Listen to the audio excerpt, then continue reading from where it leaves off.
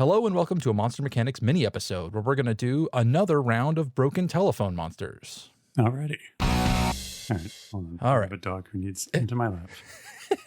I locked all of ours out.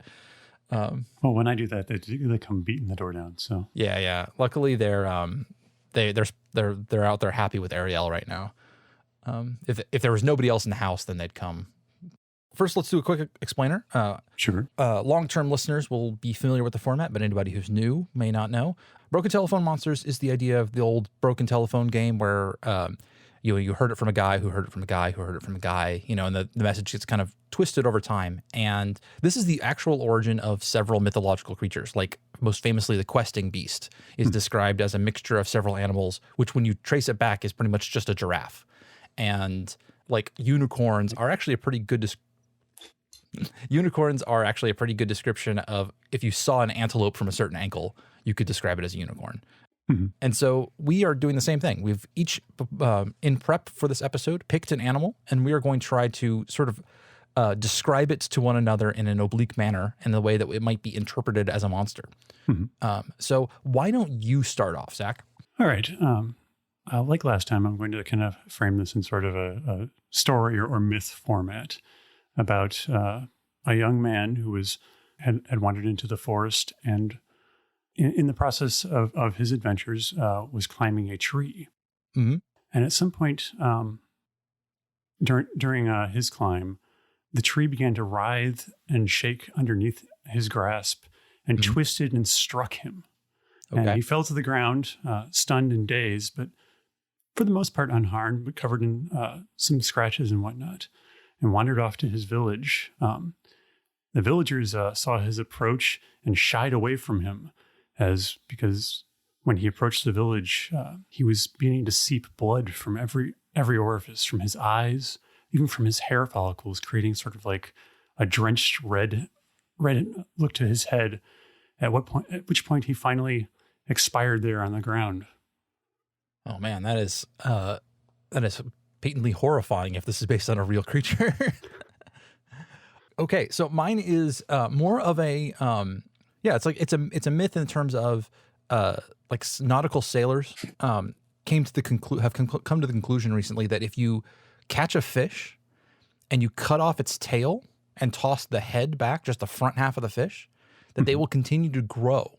In fact, it seems like this is the way to get this is how largish fish are sometimes created, is that they can survive completely without their back half and in fact grow much, much larger, up to like 12 or 13 feet from bottom to top, because they're much shorter still, but they become these huge, like just the floating front half of a fish. And it doesn't seem to damage them at all. Interesting. Part of the game here is that we're supposed to guess what the original creature was. Mm-hmm. I am drawing a blank on yours. So it was something, he was struck by a tree or something, presumably in a tree, and that it caused him to bleed from every orifice and then die. I'm vaguely familiar with venomous and poisonous creatures of like from around the world, but I'm not sure about that one. I'm drawing a blank. I don't think I can come up with an answer. Okay, well, you're on the right track with venom. Mm-hmm. The animal I had in mind is a tree-dwelling snake called the boomslang. The booms? That's a great name. Oh my God, yeah.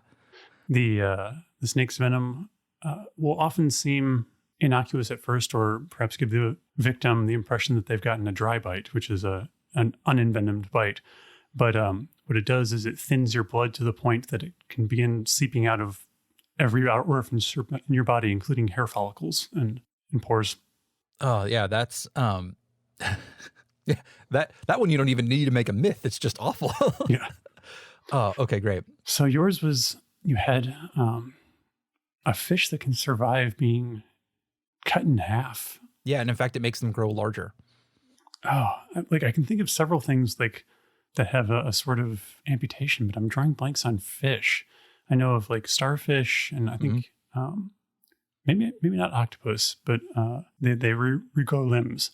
Yeah, some species of octopi will they'll rip off one of their arms, and they can either use this as a way to distract other like predators, but actually several of, or one, at least one of the arms of male octopi can be their sex organ. This is how they deliver sperm.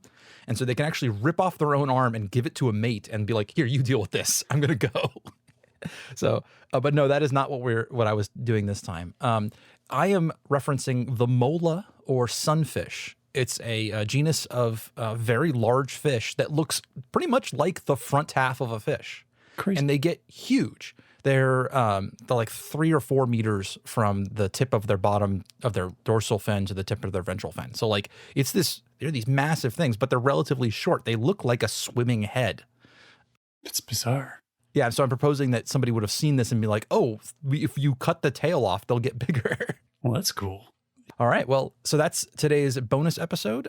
Join us next week. Our full episode is going to be Our full episode is going to be Doulahans. All right. Till next time. Thank you for listening to this episode of Monster Mechanics. Our call to action this week is that you should go to your podcatchers and look for a podcast called Dark Valley. The first 2 episodes are out now. It's sort of a Twilight Zone style anthology, a podcast. You can go check out the first 2 episodes now, but the 3rd episode comes out not this week, but the next. And you'll see on the cast list is good old me. And it's a really good episode. You're going to enjoy it. You should go check it out now. Again, that is Dark Valley. Find it on your podcatcher of choice. Now for the credits. Monster Mechanics is produced and edited by me, Scott Paladin, and hosted by myself and my best friend, Zach Jaquays. All of the ideas generated during this podcast are released under a do what the f you want public license.